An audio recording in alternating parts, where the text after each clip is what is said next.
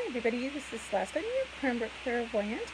I'm a professional card reader or intuitive reader. I'm a medium and I'm also an intuitive coach and an intuitive life coach. So there's a lot of different stuff I do, and a lot of times people will ask me how I get my intuitive information. So different readers will have different methods that they get um, that they have of getting information. So for me, I'm primarily clairvoyant, which means that I get a lot of images, and they can be still images or movie images, and they can be in black and white or color. And sometimes the black and white or the color is meaningful. So it might, even the black and white can indicate an era, or it can indicate feelings behind it, like maybe sadness or despair, something like that. Sometimes the colors will have meaning, specific colors like yellow can be joy, red can be anger or the need for grounding, things like that. So, and other times I get moving pictures. So I call it a movie reel.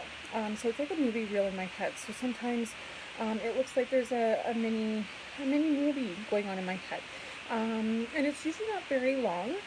Usually it's, I'd say 10 or 15 seconds if it's a movie reel type image.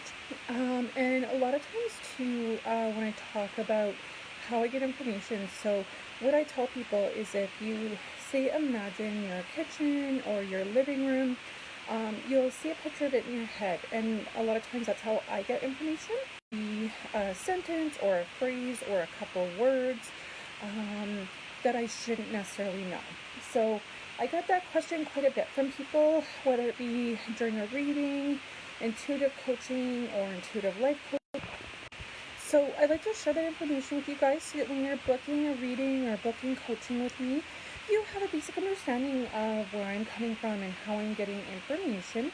Now, different intuitive readers will be a little bit different. So other readers will get audio stuff, like sometimes they'll hear maybe songs or words or different voices.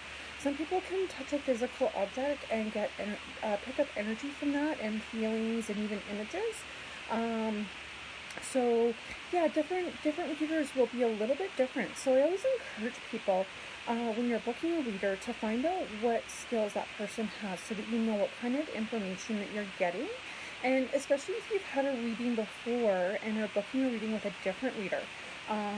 If you're expecting to get somebody that's clairvoyant, you might your expectations might be off, or you might be disappointed if you then book a reading with a clairaudient, for example. You might get you might have a different reading, and there might be a different dynamic there. So I always like to share that information with people that are booking their readings for the first time, or even somebody that's had readings before, just so that you know what you're getting into when you're booking a reading.